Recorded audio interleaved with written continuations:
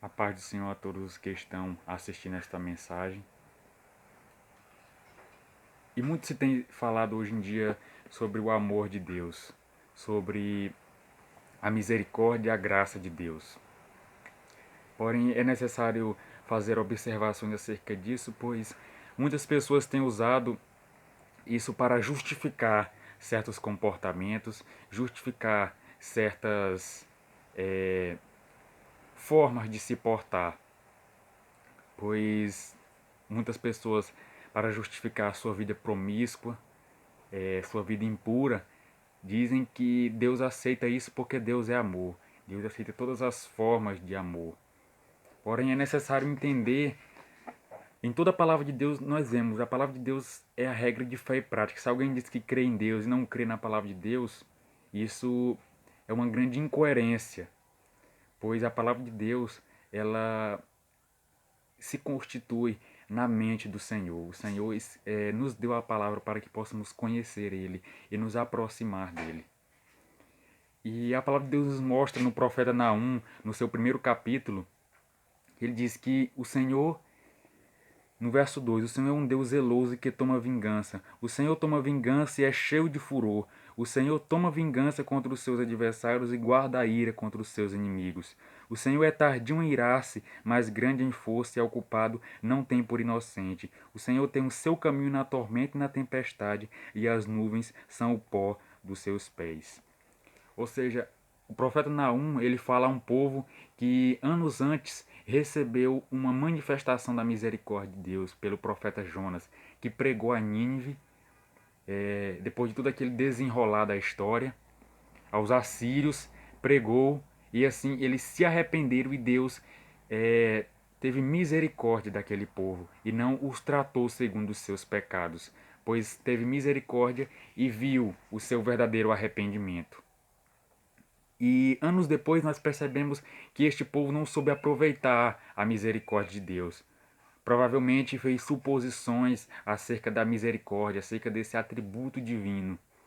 E assim começou a desandar a sua vida. Começou a desregrar de novamente a sua vida. E assim o Senhor envia o profeta Naum para anunciar o juízo de Deus iminente a este povo.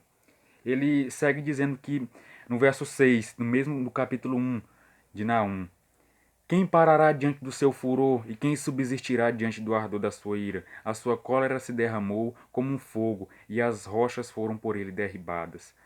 O Senhor é bom, uma fortaleza no dia da angústia e conhece os que confiam nele. Ou seja, em todos os profetas menores, nós percebemos muitas pessoas dizendo: o caminho do Senhor não é direito, o caminho do Senhor não é bom, o Senhor não é totalmente justo. Mas nós percebemos aqui que Deus, ele é tardio em irar-se, mas o culpado não tem por inocente. Ou seja, Deus é amor, mas Deus também é justiça. Deus é misericórdia, mas Deus também é juízo. Deus, ele ama as pessoas e assim, mas ele julga, mas ele traz juízo sobre os pecadores.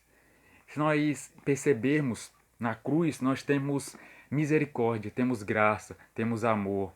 Porém, nós também temos justiça, nós temos juízo. Pois Cristo ele levou sobre si os nossos pecados e as nossas dores. E o castigo que nos traz a paz estava sobre ele, e pelas suas pisaduras fomos sarados. Em Isaías 53 diz que agradou Deus ao moê-lo. Ou seja, Cristo levou sobre si todos os pecados da humanidade. Na antiga lei havia o bode expiatório e o bode emissário. O bode expiatório morria pelos pecados e o bode emissário levava sobre si os pecados como uma sombra, não como um fim em si mesmo, mas como uma sombra apontando para Cristo, que teve uma morte expiatória e também foi o emissário de Deus. Levou sobre si os nossos pecados. E assim morreu pelos nossos pecados. Ou seja, os nossos pecados não foram julgados em nós, mas foram julgados em Cristo. Porque o castigo que nos traz a paz estava sobre ele. E pelas suas pisaduras nós fomos sarados. Ou seja, os nossos pecados não ficaram sem punição. Porque a cédula que era contra nós nas Escrituras, Deus cravou na cruz. Foi Cristo que sentiu este peso. Cristo morreu por nós. Cristo se tornou pecado. E é por isso que ele diz: Deus meu, por que me desamparaste? Porque naquele momento, Deus ele nem pode contemplar o pecado, e naquele momento o seu filho era totalmente pecado, pois ele estava levando sobre si os pecados de todas as pessoas. Ou seja, os nossos pecados eles não ficaram sem punição, mas o sacrifício de Cristo oferecido uma vez, ele foi feito para a oblação dos pecados, para expiar os pecados. Feitos uma vez, ele pode santificar os que são salvos. Ou seja, Deus é amor, sim, porém Deus é justiça. Se nós percebemos o conceito de amor, em 1 Coríntios capítulo 13 vai dizer que o amor ele não se porta com indecência. O amor ele não folga com a injustiça, mas ele folga com a verdade. O amor nunca falha. O amor é sofredor, é benigno. O amor tudo espera, tudo suporta. Todas essas características já mostram que o amor, segundo a Bíblia, não é o amor segundo o que o mundo nos diz, o que o mundo nos ensina. Pois o amor de Deus é amor, sim. Como está dito aqui, ele é tardio em irar-se. O seu amor é um amor verdadeiro, sim, mas é misturado com a justiça. O seu amor não contradiz a justiça, e a sua justiça não contradiz o seu amor. Ou seja, é um Deus de amor, Deus é amor e Deus também é justiça. Ou seja, Deus é tardio em irar-se, Deus é cheio de misericórdia, como teve sobre Nínive, esperou o arrependimento deles. Porém, anos depois, eles abusaram da misericórdia de Deus e continuaram a pecar.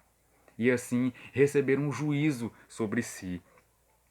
O próprio Deus ele diz: no verso 8: E como a inundação transbordante acabará de uma vez com o seu lugar, e as trevas perseguirão os seus inimigos.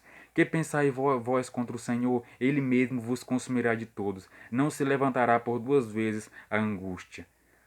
De ti saiu um que pensa mal contra o Senhor, um conselheiro de Belial. Ou seja, aquele povo passou de alcançados pela misericórdia de Deus para novamente inimigos de Deus, pois passaram a pensar mal contra o Senhor, passaram a viver de forma desregrada, passaram a agir de forma que contrariava os mandamentos do Senhor, e assim não haveria mais remédio para eles, pois eles rejeitaram conscientemente a misericórdia de Deus e a graça de Deus dada a eles uma vez. Eles poderiam ter continuado, ter passado isso de geração em geração, os mandamentos de Deus, porém escolheram viver novamente contra os princípios do Senhor. Ou seja, Deus, outrora que foi misericórdia, que foi um Deus de graça, um Deus de amor, Deus agora iria efetuar juízo sobre eles, iria efetuar justiça.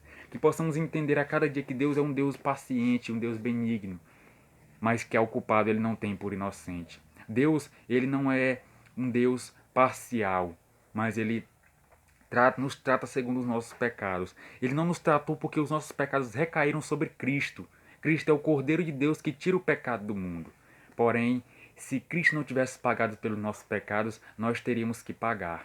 E todos aqueles que não recebem o sacrifício de Cristo, eles na verdade irão pagar pelos seus pecados, irão sofrer eternamente no lago de fogo, pois não creram e não receberam o sacrifício de Cristo para retirar os seus pecados. Ou seja, precisamos entender que na verdade Deus é amor, mas Deus também é justiça. Deus é amor, mas ao culpado ele não tem por inocente. Porque na verdade a misericórdia, ela é Deus não nos tratar segundo nós merecemos, e a graça é Deus nos tratar como nós não merecemos. Mas a justiça, Deus, ele nos trata como nós merecemos. Então precisamos entender e não abusar da misericórdia de Deus. Entender que Deus é um Deus paciente, tardio em irar-se, mas que ao culpado não tem por inocente. Deus é um Deus justo e não coloca pecados debaixo do tapete. Deus ama, mas Deus corrige todo aquele a quem ama. Amém.